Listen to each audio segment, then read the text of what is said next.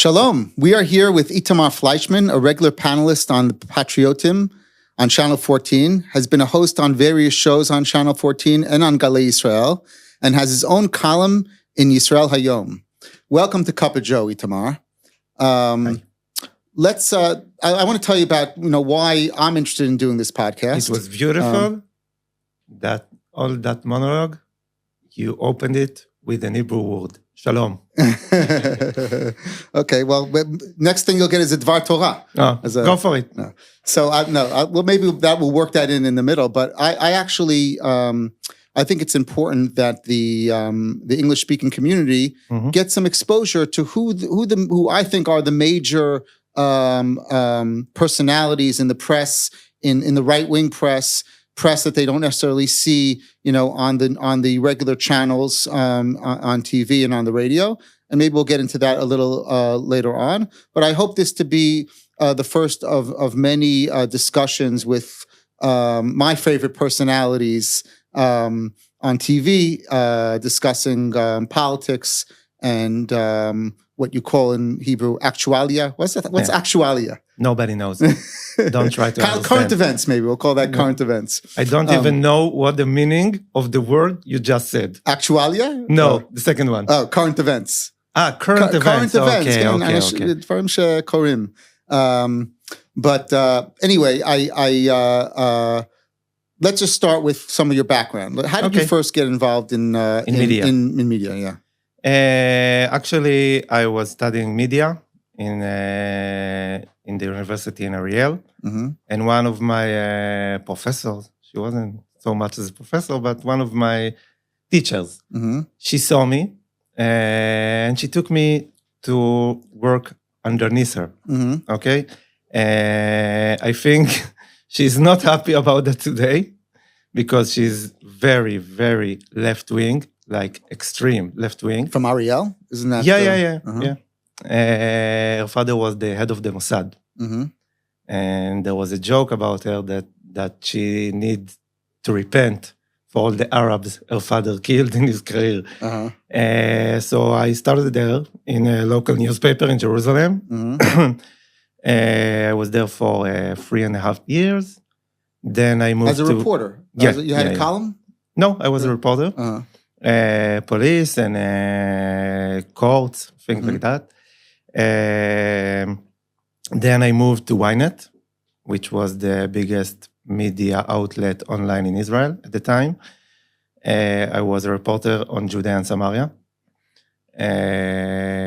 Then I had a very short episode in Makor Rishon and Ma'ariv, the same job.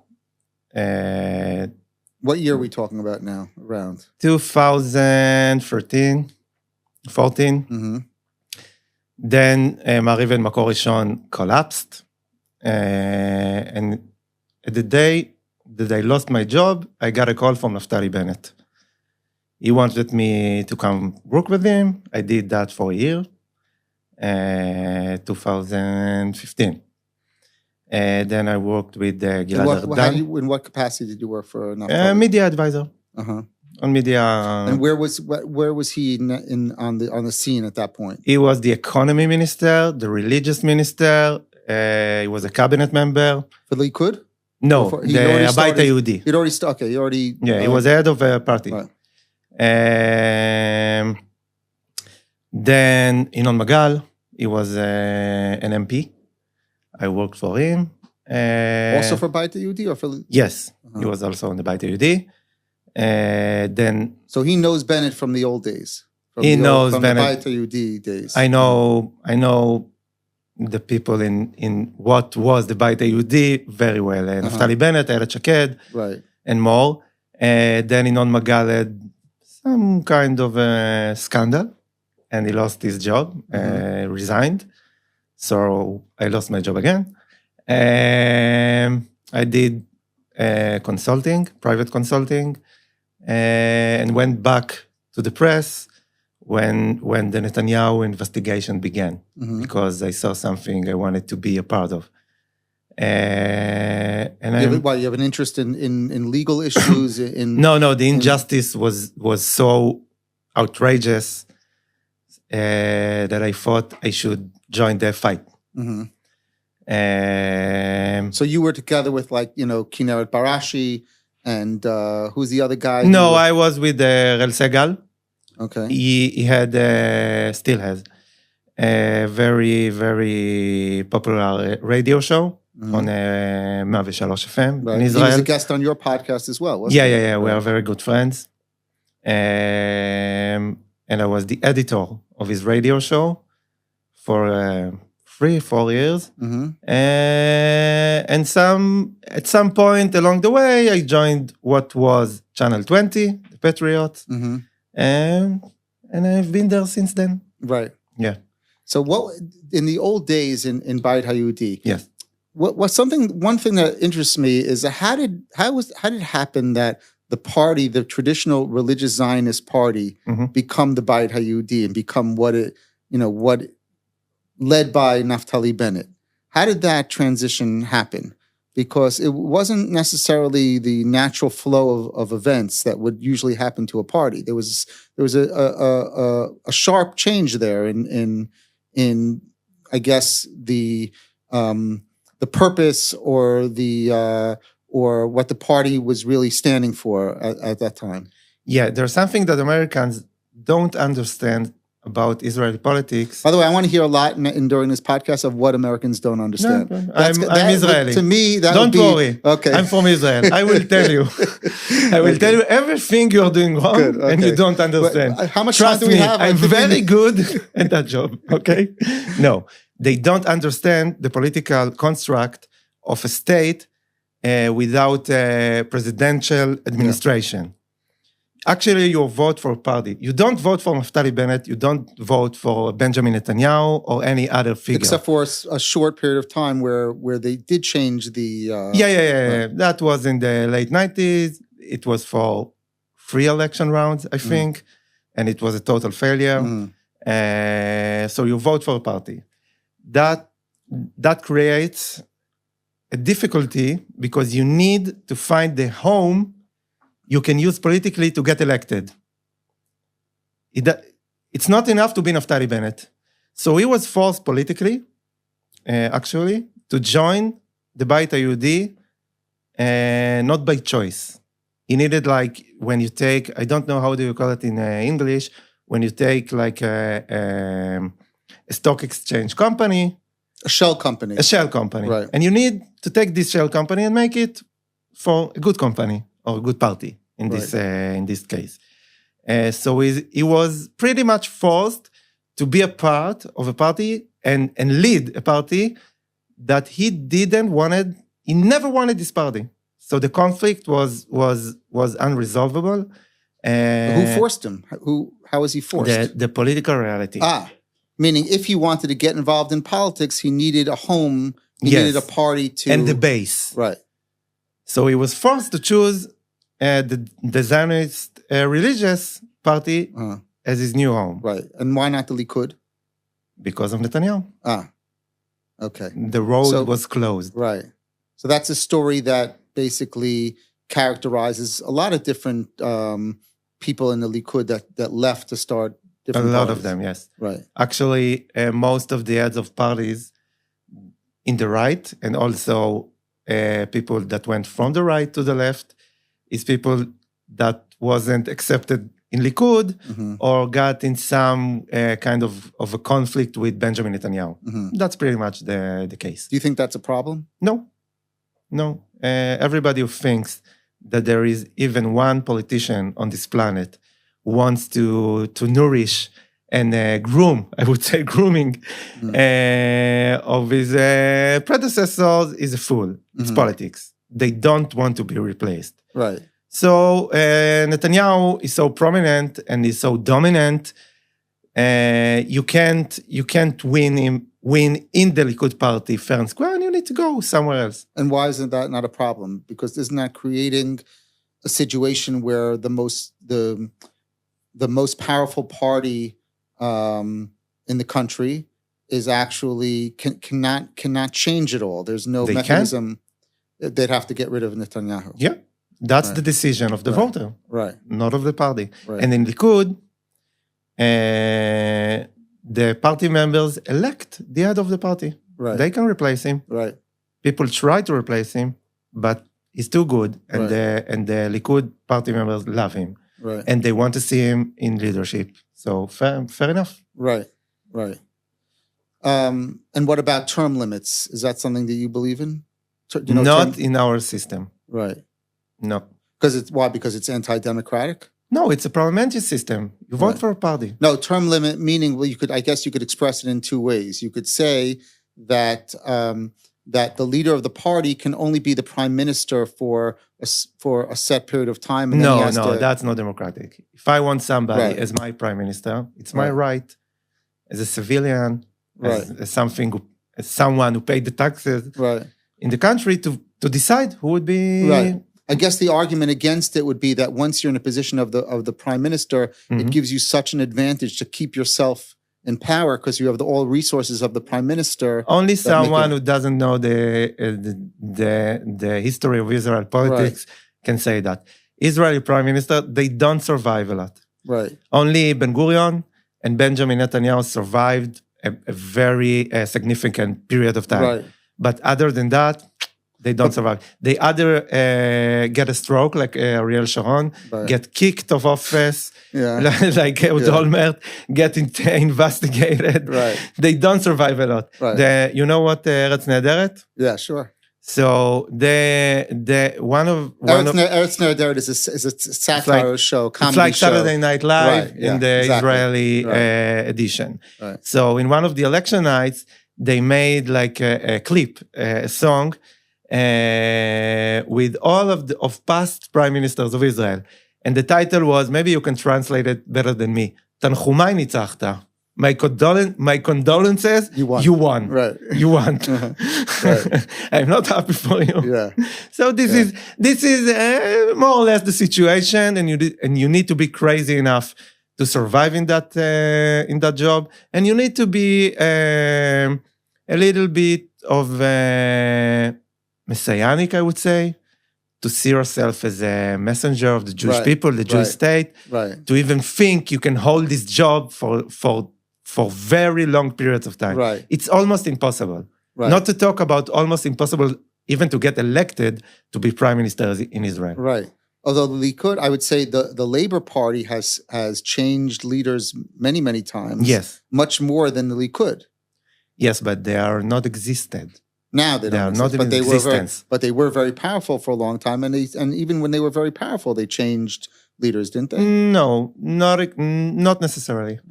Ben Gurion, it was since the establishment of Israel from 48 to 65, and then Levi Eshkol, and he died in office. Right. Yeah, I told you. Yeah. Very risky job to be the prime minister of Israel. Golda Meir, after the Yom Kippur War, she was kicked out. Right. Even though I think she was a great prime minister and great figure. Right. So most of them died. Right. And then there was a period of time in the Labour Party when there was this kind of rivalry, I would say, between Yitzhak Rabin and Shimon Peres. And after that, the party started to chop off the heads of every leader, and they got to where they are today. Nowhere. Right. So you've had to study the history of politics in Israel also, if you want to be able to comment on this and to be a panelist on. Yes. You have to know this stuff because history tends to repeat itself. Well, there are many people in TV that don't know a lot of stuff. Okay, I'm not naive. I think if you want to talk about something and you want to present your position and your worldview, you should do the research. Right. And you should know what you're talking about.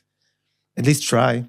Right. And I'm a very curious guy, and I was interested in politics since I was very little kid. When I was a kid, my brothers would take me, and they will challenge me in front of guests. Can you name every minister in the Israeli government? And I knew. Yeah.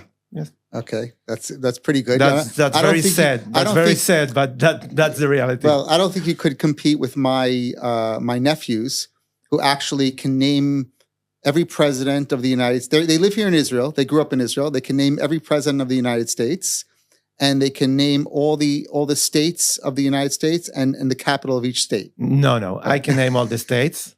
I can name presidents until Lincoln, I think. Yeah.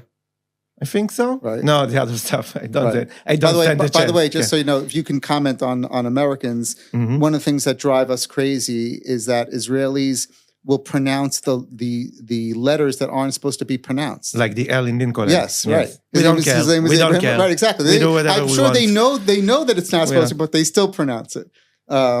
The other thing that bothers us, maybe you can comment on this, is sometimes they use an English word to describe something in Hebrew, but it's something completely different. Like the plastic thing that holds the documents. What do you call that? Shmardaf. Yes, okay. It's like the babysitter of the paper. Shmardaf, if you're, what's his name? Who's the guy? No. Shmardaf, it is babysitter in Hebrew. Shmardaf. So the nylon babysits the paper. The Shmardaf, can. Yes. That's if you're, who's the guy, the lawyer who always insists on saying everything in Hebrew, who appears on... Yoram Sheftel. Yeah, Sheftel, yeah. But most people say nylon. Yes. Now, nylon is an English word, but it's a completely different thing than the plastic that holds your documents. Look, so that's something that we have to get used to as Olim. It was a good thing if my English was better, but one of the most beautiful things in what happened to the Jewish people is the rejuvenation of the Hebrew language. Definitely. The most beautiful language on the planet. So we are pronouncing everything like we want to pronounce it. Because we have the language of the Bible. Exactly. So we feel very comfortable with that. Right. And I especially like the new words, like shmardaf. Yeah. That's a new word. Yeah. It's a good word. Yeah. I'm going to start using that. And we have a lot of these words that was created in the last 100 years, I think. Right. Like chavaya, which is experience. And that is a very common word in Hebrew. And you can't even explain the meaning of the word chavaya, even though it means experience. Because I don't even know, it encapsulates your sense, your presence in the world. Right. Beautiful language. Right. But that's not a new word. That's a word from the Tanakh. No. Lachrot mashu to experience. Maybe I'm wrong, but I think I'm not wrong. It's a word invented by Aleph Dalet Gordon. He was a spiritual guy, one of the heads of Zionism, one of the great thinkers of Zionism, and a very special figure. I would really recommend that you go find out about this guy. Google it. Aleph Dalet Gordon in Hebrew. Oh, that's the Brechat Gordon. What? Right? Isn't that the famous pool? The famous pool in Israel. The most famous pool in Israel, yes. Right. Now, you mentioned that your brothers used to quiz you on this, on the states of the United States of America. But tell me about the house that you grew up in. Well, I grew up in a house. My parents are tilting towards the ultra-Orthodox. My mother came from England, from a Haredic family. And my father was born in Jerusalem. Also, kind of a Haredic family. All of my brothers and sisters now are in the Zionist religious group in Israel. Right. Dati Leumi. Yeah, the Dati Leumi, Tzionut Datit, Kippot Srugot. Right. All of that thing. But how did that change happen, that your parents moved from... That's did they an move interesting or their story, children moved? But I need to give you context about it. The Haredi community in Israel today is very, very different from what it used to be. When Israel was established, there was a group inside the Haredi community. It's called PAI or PAGI, Poalei Agudat Israel, which is the name of a socialist party, and not the most Haredic thing in the world. And they were Haredic Zionist. Right. They built kibbutzim. Right. Shalavim. Exactly. Kibbutz Chafetz Chaim. My parents are from this group. Right. Tnuat Ezra. Yes, exactly. So the second generation... But they became swallowed up by religious Zionism at this point. The second generation needed to decide. Some of them went to be all-out Haredim. Right. And some of them went to the religious Zionist. And some of them, like me, we just went off rails. And when we're looking for something good to do in the world. But your parents decided to send you to to institutions, religious Zionist institutions. So on elementary school, until the 9th grade, I was in Haredic education. Cheder? No, Cheder. Talmud Torah? Yes, I was in Talmud Torah. Where did you grow up, by the way? Ramat Gan. Oh, okay. Ramat Gan, 2 minutes from Den Brak. I think that encapsulates the way I was, the way I grew up. My parents, Bet Knesset Shul was Hasidic, Haredic Shul in Bnei Brak. From the 9th grade, I moved to the Zionist religious. Are they connected to Hasidut in the family? Like, are they back? No, not necessarily. Where are they from? Where are they from in Europe? Or are they from Ashkenaz, I'm assuming? Yes. Both of them are Ashkenaz. From Slovakia, and my mother is half Slovakia and half England. Right. By the way, just whenever I talked about you at home, we talk about politics a lot at home, and my kids like to make fun of me. So, I refer to you as Fleischmann, because in America we call the name Fleischmann. Yeah. And my son Sammy gets very upset. It's not Fleischmann, it's Fleischmann. Like, okay, fine, Fleischmann. That's the Israeli version. Exactly, yeah. Fleischmann. Yeah. Meat man, basically. Yeah. Meat man. Exactly. Yeah. Butcher. Yeah. I don't know, that's a good question. If I was growing up in a political home per se, but I grew up in a political era. Right. It was the Oslo Accords era. I was on all the protests. My parents took me to all of them. So it was very political. By Moshe Feiglin. Some of them, yeah. It was one group inside this, I don't even know how to call it. It wasn't a revolt, but it was a very turbulent time in Israel. So it was a very high tense experience for a kid. And then the prime minister was assassinated, Yitzhak Rabin, Zichrono Livracha, and that was very traumatic for all of us. Yeah. How old were you at that time? I was 11. 11. After 3 years of unending demonstrations. It was a very political era. So even as a young kid, you were involved in the demonstrations. In other words, these were family events. You went as a family. Yes. Yes. Interesting. Okay. And it wasn't something it wasn't something out of the ordinary. No, I'm saying, but it's very much characteristic of Israel.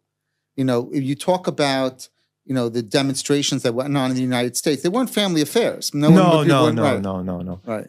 No. I think it's actually, we can talk about this, but it might be a little bit of a, to the detriment of the right-wing or religious Zionist community, that the demonstrations tend to be very much family affairs. So that could possibly exclude right-wing Chilonim who may want to be involved in the cause but don't fit in socially. And then I felt this was we lived here during the expulsion from Gush Katif. Yes.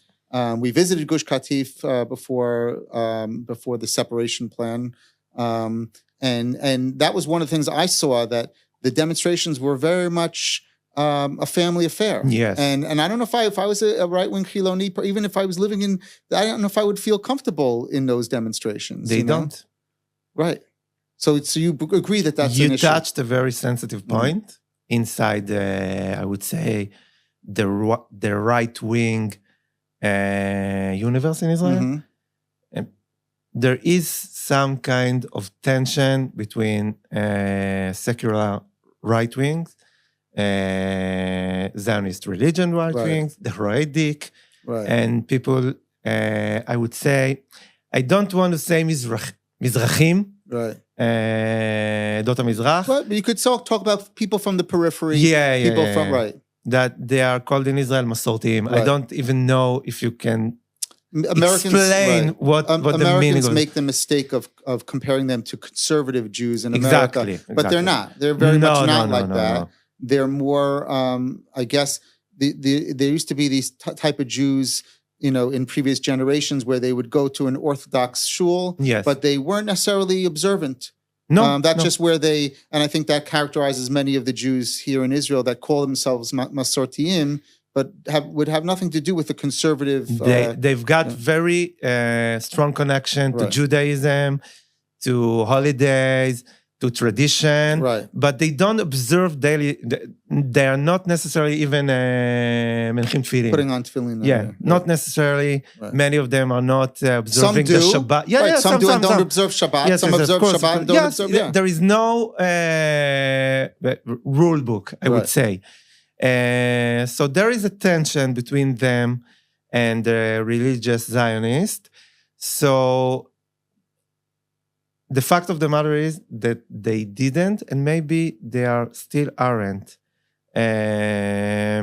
feel comfortable in the areas you mentioned. Mm-hmm. And I think it was very obvious when many people that supported Netanyahu during the investigations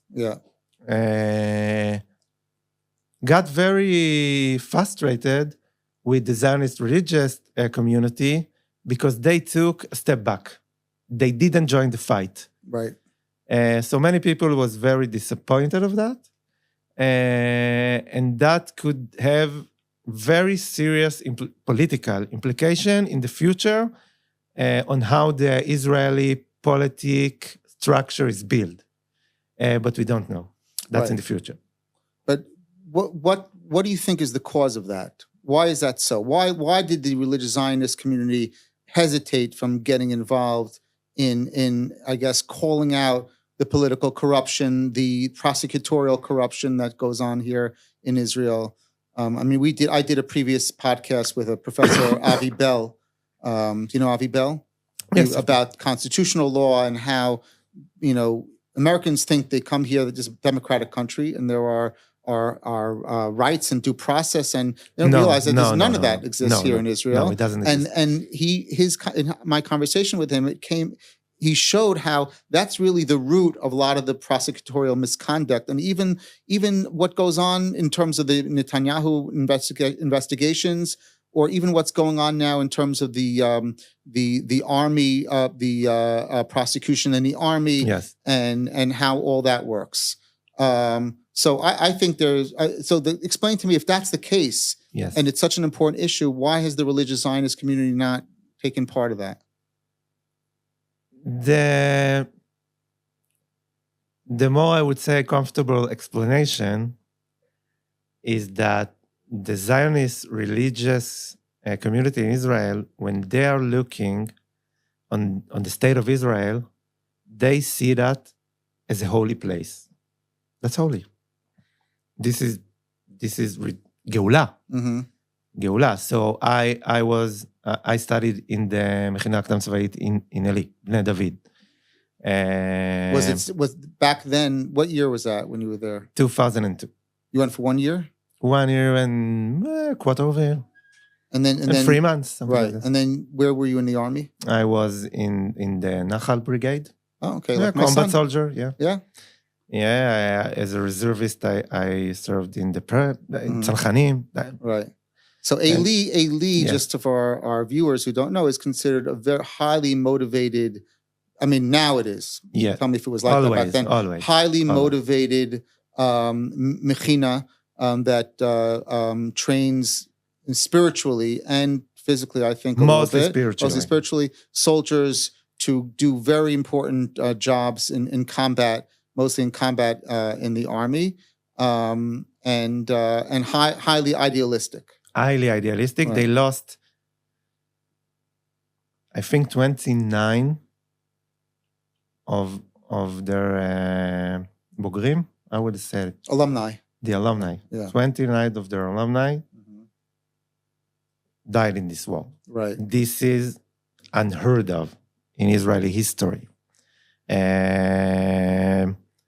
So even in the context of the greater religious Zionist community that also has paid a very heavy high price. Almost every educational institution of the Zionist religious lost a very, very painful number of alumni.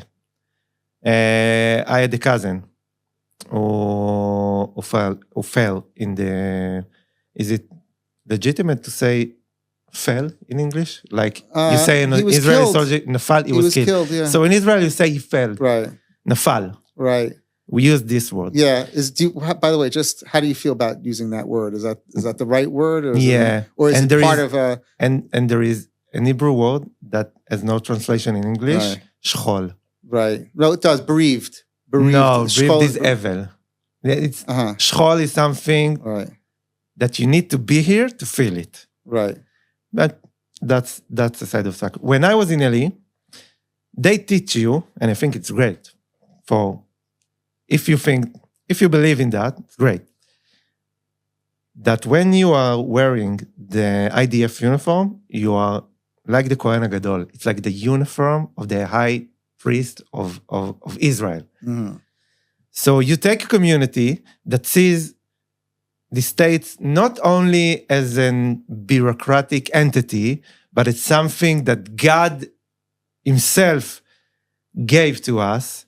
And it's very difficult to convince someone that they believe that, they truly believe that the institutions and the system is corrupt. That's the comfortable explanation. What you're pointing out to is what in Israel is called mamlachtiyut. That's above the mamlachtiyut, because the mamlachtiyut is not a divine thing. I am talking of something divine. And you want to go to someone who believes that Israeli army, Israeli Sharut HaBitachon HaKlali, the Shin Bet, the Mossad, even the state service, the IRS, Israeli IRS, is holy. Holy. Right. And you want to convince him that this holy system is actually corrupted in a way that you can't even imagine. No, that's not an easy job. Right. That's not an easy job. I think what you're pointing out here is part of what's become a general division within the religious Zionist community. I want to hear a little bit more about your perspective, and then maybe I'll give you my perspective from where I'm coming from. But you're describing why there's a reluctance to get involved in, let's say, what you're saying, the movement to defend Netanyahu from what was really considered trumped-up charges and a ridiculous prosecution against him. In the expulsion from Gush Katif, they hugged the people that came not to their homes, to their cemeteries, and dug out their loved ones, and they just went to these people and gave them a hug because they were messengers of the Jewish state. Mm-hmm. Right. So you want to take these people and convince them that everything they see is corrupted? Right. No. But how is that consistent with the fact that many of them are living in what's referred to as settlements, hidden nachluyot? Okay. That's the uncomfortable truth. Okay. Many of them, and I think things are changing very rapidly.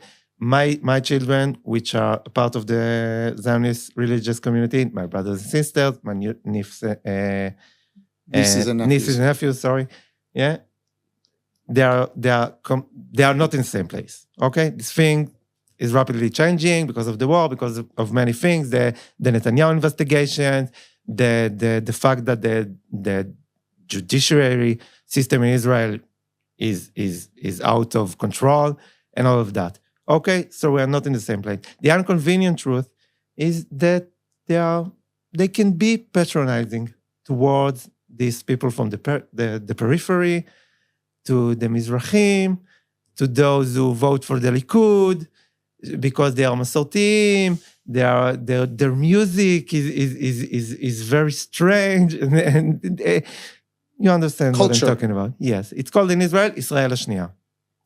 Okay? And that's the although many would truth. argue Israel HaShniya, Itamar, you're referring to a term that was coined by, what's his name? Avishai?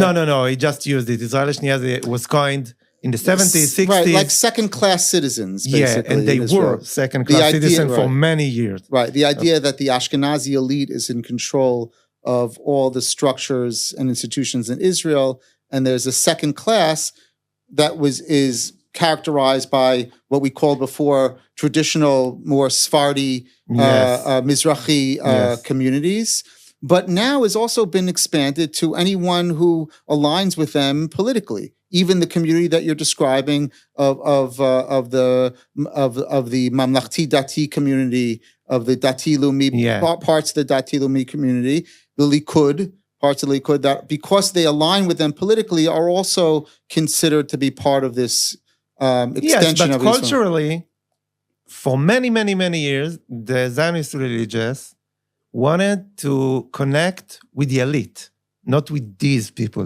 these strange and a little brown people, you know. I think it's changing rapidly. The war made a huge change.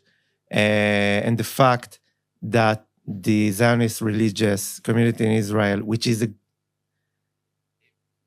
you know these people, they are great. Always want to do good, want to contribute, want everybody to get along. Right. They are great. Right. So for many years, it wasn't so great in this sense. Now this thing is changing rapidly. But there's still some, I would say, bad blood, that need to be fixed. Right. But I would say that the current, I would say, way that things are going is good. Right. We're going that way. So you're saying it's basically as a combination. No. And we need to say, very important thing. Okay. The Zionist religious community, even though they are sacrificing their children in the front in unbelievable numbers, okay? Even though they are characterized with low crime, they are paying taxes, almost everyone last. You go, there is no tax evasion and things like they love this place. Mm-hmm. They were targeted by the left, part of the left wing in Israel, and they are calling them now Ochlei Mavet. Do you know what's Ochlei Mavet? Yeah. These heroes. Right. Death, worshipping death. Yes. Right. That's a very hurtful term used that I've heard by the extreme left in order to kind of explain to themselves why they're contributing. Well, in the past, it was actually the leftist kibbutznikim that were on the front lines. And they're still. For I think maybe a decade, there was a well-financed campaign against the Zionist religious. And when the war started, the truth showed their face. Who are really these people are. Mm-hmm. So now, like you said, they need to find to themselves some kind of explanation. What just happened? Right. So you're combining, first of all, this idea of mamlachtiyut and also holiness. There is no such thing as mamlachtiyut. There is nobody in Israel that you would ask him, what is mamlachtiyut? And can explain that to you. Well, I don't know. I guess, right. We would call it in English patriotism. Patriotism, meaning that, but it's more of a religious patriotism where they can't see and they don't want to find any issues with the current arms of government. That also combined with an affinity, at least in the Ashkenazi community, for the elites. Yes, because they, first of all, even the settlement. Even the people, settlement leaders, worked many years with the Labor Party and with the left in this government, and need to be connected in some way with the elites in order to focus on settlement. Yes. Which is so. What happened when they started to investigate Benjamin Netanyahu? The people in the periphery, the Likud voters, those who believe that Benjamin Netanyahu needs to be the prime minister and is just being harassed by the law enforcement system in Israel, which is not existing. And they went to the Zionist religion and said, where are you? Right. Where are you?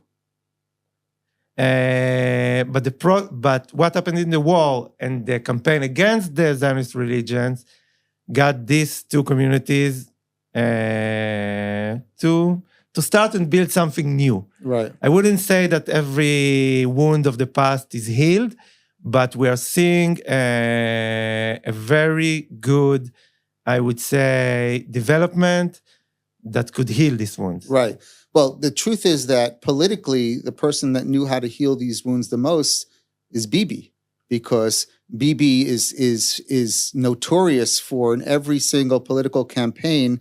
The minute he thinks he's going to lose the religious Zionist vote, he becomes very easily he's able to endear himself to that community and in the end get their votes. Yes. So in the end, they all come around, either directly through him or through some of the other parties that have appeared on the scene. But in the end, they become the biggest supporters of Bibi. I think today things are different. Most of them thinks he should go home. Mm-hmm. Go home meaning she retire. It's expression in. I think that go home. Meaning depicting the reality. Right. Okay. Go home. Right. Okay. Thank you for do that. Bye. Right. Bye. Right. Now do you express this opinion on Channel 14? Yes. Right. Even though my impression of the Patriotim, which is the major. Is that would you say I've said it before, and I will say it again. Right. I think that anyone who was involved in any responsibility to what happened to us can serve as a public servant in the state of Israel. Netanyahu was the prime minister. Right. He's the main responsible for what happened on that day. Right. And I'm a Bibist. I'm a huge fan of Netanyahu. But in my perspective, it's not done, okay? It's not done. You can't be the prime minister after what happened. Right. When the war will end. Now, when you express this opinion on Channel 14, you get a lot of pushback, don't you? Yes. Right. Not from the channel, not from the management. That management is okay with never, you, right? No one never told me what to say, when to say, how to say, never. Channel 14 is the most free media outlet, I think, in Israel history. Okay, that may be true, but I could still give you what I see as my criticism about. Of course. Because I'd say, let's say, take the show like the Patriotim. Yes. You have basically everyone there, as I see it, is either a Bibist or somebody on the left that should pakeach. Yes. In English, we say woke up and smelled the coffee. Yes. Meaning realize that their position on the left is not a viable position. Okay. There's no one there.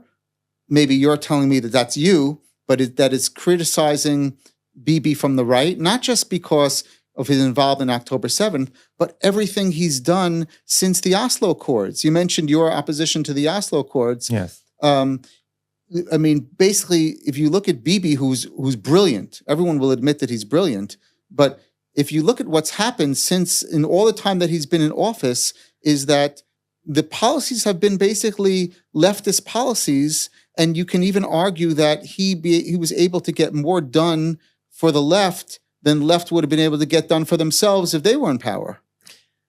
About the criticism. So just to finish my point, there's no one on that panel that's going to be highly critical of Bibi, not just for his involvement, but in general. And part of it, I think, is because Inoon Magal, who's the host, is a very powerful and forceful figure. He's a strong personality. Yes. And I'll just refer to, well, actually, you can respond to that and I'll give you the next thing that I was going to say. Inoon Magal is a very strong personality that chose to surround himself with very strong personalities. He wants to hear what we have to say. Mm-hmm. I don't agree that we don't criticize Netanyahu on the disengagement, the expulsion. He voted for the expulsion and for the disengagement, and above all, the Shalit deal, the Scott Shalit deal, which I think was even a bigger disaster than the Oslo Accords. And that criticism is heard. And even though we thought that he is the right person to lead the country in this time, we criticized him even during the war. Right. When we thought we need to criticize him. So that, yeah, I think that So covers it. let me, and the second question, what no, I wanted, one thing that actually resonated with me very much was the subject of the Haredi draft came up. Yeah. And now this is something that's very painful for many of us in the religious Zionist community. Yes. And it may become the downfall of the Likud. It will. And that's that for some reason, the Bibistim, the people that support Netanyahu no matter what, have aligned themselves with the partners of the coalition. Now, a very important partner coalition are the Haredi parties. And for that reason, there's always been this idea to make sure that there's a draft bill in place that will exempt the Haredim from the army. Yeah, it's not accurate, but okay. I see your point. To some extent. Yes. You took a hard line on that. Yes. And and it was a very emotional because, as you explained, your family members are the ones that are fighting this war. And for someone like, and what was painful to me is that, Magal, who I don't know what his level of observance is or where he aligns himself, but he took the position that the importance of studying Torah is the prime importance here, and therefore there needs to be an exemption for everyone who's studying Torah. He was willing to say, if you're not studying, then of course you should go to the army. But for those who are, and for me, that's very insulting because all my sons and sons-in-law study Torah. And I'm sure all your family members do, and yet they still are the first ones to go to the army because they feel that it's an obligation for them to do so.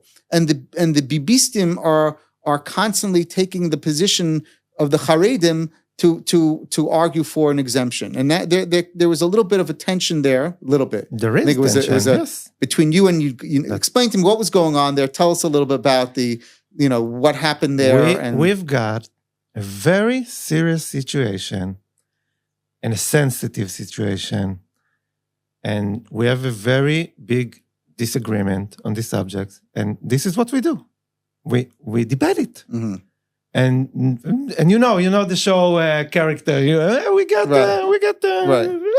know how we deal it. Well, you didn't back down. You didn't back down. I'm not going to back down on something I believe in the deepest place in my soul. Mm-hmm. Okay? Right. I'm a hardliner on that, and I can tell you that the way I see it and the way I feel it and what I am, the rejects and the comments and the criticism I get on this subject, mm-hmm. the Bibistim don't think what you just said they're thinking. What do they think? They need to recruit to the army. Mm-hmm. I think also we need Torah, Lomdei Torah, that the state of Israel will give the money, just go, sit on the yeshiva, and do it. This is what I want. I want that. Anybody else need to recruit tomorrow. But that's not what you said. What I said. You said that because that's what Magal's position was. No. But why? I mean, okay. First of all, I want to give a little background. You grew up in let's say the Poalei Agudat Yisrael community, then you religious Zionist community. At some point, you departed from that community. Yes.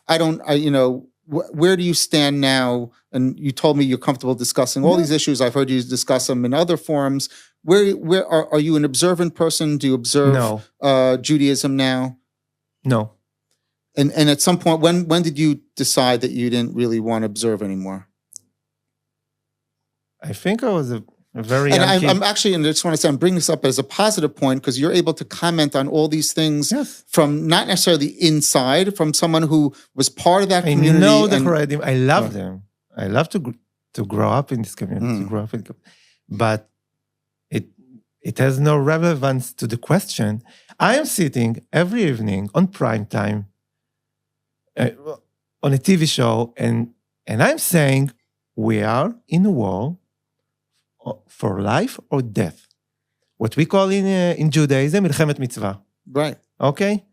Anyone and everyone that can hold a weapon needs to go and hold the weapon. Okay, even Lomdei Torah. Even Lomdei Torah, but I think that we need to create a group. We can argue the numbers. Right. That this is what they need to do. But what you said before was the most painful thing. Every one of my brothers are Anshei Torah. And my brothers-in-law are Anshei Torah. My cousin, meaning they're involved in that was life killed in this war, he was a genius in Torah. I was amazed to find out what kind of an Ilu he was. Right. So they are not disrespecting the fact that we are going to die in the front lines. They are disrespecting our Torah. Oh, okay. That's a very something important point. I can't tolerate. That's a very important point. Okay, now, as for what I did, I think from a very young age, I knew that something isn't right for me in this environment. It took me 30 years. Yes. At age 30, but I have no antagonism towards religion. I respect religion. I'm a Jew. I love the Masoret. Do you believe in God? I believe that there is creator to this world. I don't believe that. I know that. And is he still involved? You ask if I believe in Ashgacha Pratit? Yeah. No, I don't believe in Ashgacha Pratit. Okay. I believe in the Jewish people. I believe that there is Borei Olam.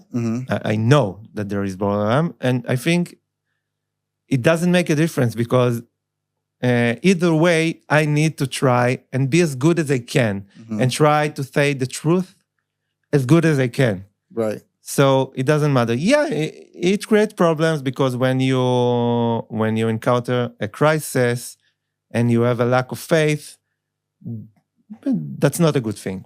So it was a gradual process that you came to this realization, or it was sudden? It was a matter of courage to do what I wanted to do. Yeah. To make the decision to decide. Yeah. Right. And it was after you were married already? Yes. Yes. So you got married to a religious woman? Yeah, and she's still religious. My kids are religious.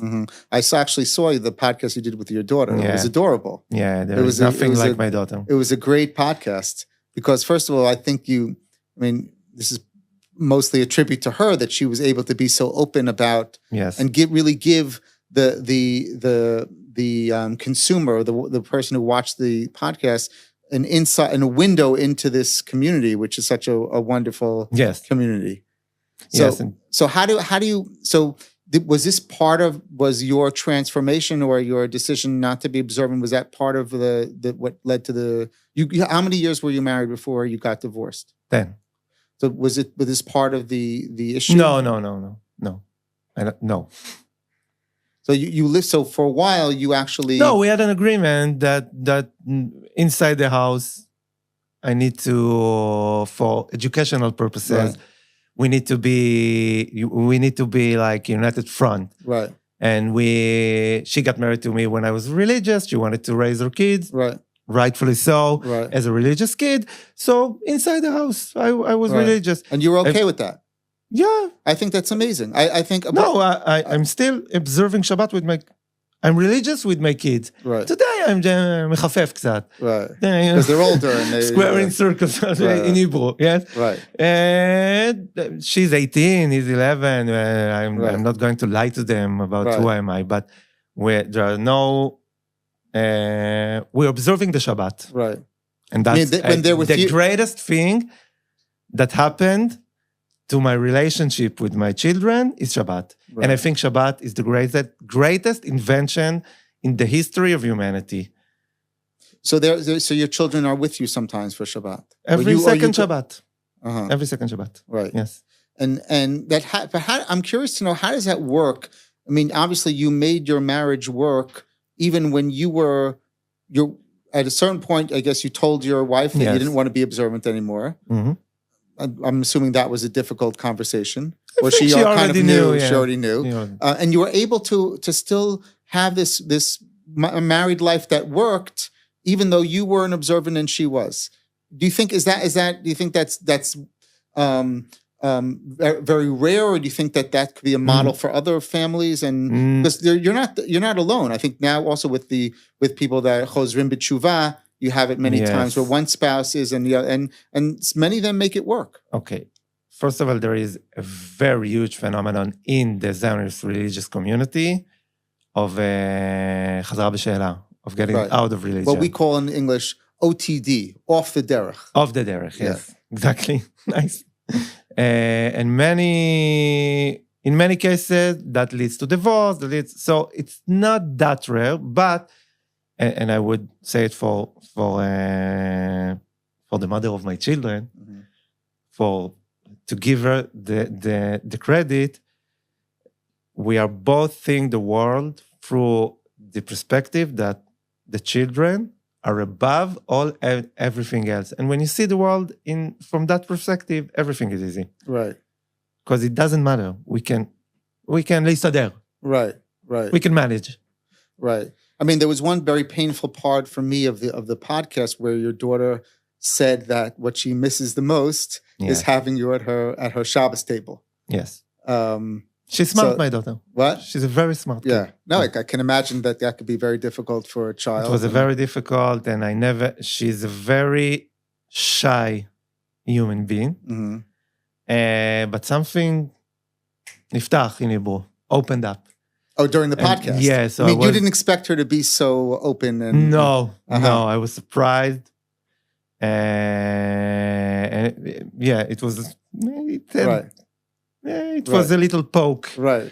In a place you don't want to be poked, but that's fine. Yeah. Right, that's my responsibility. No, but it also sounds like you're doing everything you can to make that work. I'm doing everything I can to try and teach her that the most important thing you can ever acquire is a family, home and a family. And I'm lucky that she understands that without me without me needing to explain it. Right. We don't have so much time left, and I want to get to, where you see things going from here. You told me that you're optimistic about the contribution of the religious Zionist community to the leadership of this country. How do you see that playing out in the future? In terms of the next elections, what do you think? We're now about to start a new campaign in Gaza. There, thousands of Miluim notices have been sent out. My son-in-law was just called up. He's going to be in Miluim through July. Many others, and I actually, and you probably my daughter sent me this on Instagram. Was actually the wife of my son-in-law's boss. He's an investment banker, who also was called up, and his wife went on Instagram and basically said what you have been saying in this podcast, that he got called up, and many people said to me and said to him, what do you need this for? It's already he's been there so many months already. He's got other things going on. Just say no. And she said, we will always say yes. Never. We will always say yes. Never. So with that in mind, where do you see things going from here? I'm very optimistic. I think that anyone who wants to see the true nature of our warriors, of course, they are the best people on this planet. They are amazing. But of Israel, of the Israeli people, of the Jewish state, of the Jewish people in Israel, of our allies inside Israel, of what we accomplished until now and what we will accomplish in the future and our potential, we will be fine. We are in a good direction. We got through a very painful event, and we are going to need the time to process what just happened. And this is going to be a very painful process that will have political implications. But I think we are heading in a very good direction, and I'm very optimistic. And I think we are going to, because I'm not necessarily a believer in השגחה פרטית, I'm not necessarily believe that you can grow out of every crisis. Sometimes there is a crisis, and you just need to go through it. Right. But the Jewish people and the story of the Jewish state and the story of this war from the 8th of October until now proves that we are here to stay. We are going to be even more prosperous than we are today. We are going to rebuild stronger. And this is not some kind of, I don't know, a message, an optimistic message. This is the reality. There is a great nation here. We know how to deal with difficulties. We've done it, unfortunately, not once before. And this is what's going to happen. Until that will happen, we are doomed to go through a process of digesting what just happened and to point out who is responsible for that and to see how we are not getting to the same point again, but we are going to get stronger, richer, more formidable, and smarter. What's going to happen in Gaza? I don't know. I don't think... Settlement? No. It won't happen, I think. I don't think anybody knows. We have a mission. We need to win this war. After we win this war... But how do we win it if we don't know what the objective is? The objective is to eliminate Hamas. Is that possible? And to get the hostages back. Is it possible to Yes. do? Yes. Mm-hmm. It would be brutal, but it's possible. Right. Okay. I would just say, I would just add to that what you're saying now is to me, it's a very optimistic message, because I think that, that's kind of an amorphous objective to eliminate Hamas. Hamas, as we know, is not really just a movement. I mean, it could be Hamas, it could be Fatah, it could be the PLO. I want to disarm them, and I want them to get out of Gaza. Okay, right. That's the objective. And the PA terrorists, you're okay with them? I don't care. I think that what we should do is to grab like 1 kilometer, 2 kilometers land into Gaza. Okay, to put the biggest sign we can find that this is a kill zone. Anyone who wants to be dead, you are more than welcome to get into the kill zone. And to leave them there, do whatever you want. We don't care. But don't get closer to our border, because I don't care if you are an old man, a child. I don't care. You want to get near our border, you are going to die. And that's it. And will the High Court uphold that? Yes, it will. Even in its current structure, especially in its current structure. And what about the army prosecutor? That's a good question. Patsarit. Well, let's get to that point, and we'll figure it out. Okay. Let's win the war. We have a sadistic, Nazi, barbaric enemy in spitting distance from our children, and we are going to eliminate this. So we have to first win the war, and then we'll worry about all the internal issues in this country. Okay, terrific. Good message. We're happy to end on an optimistic message.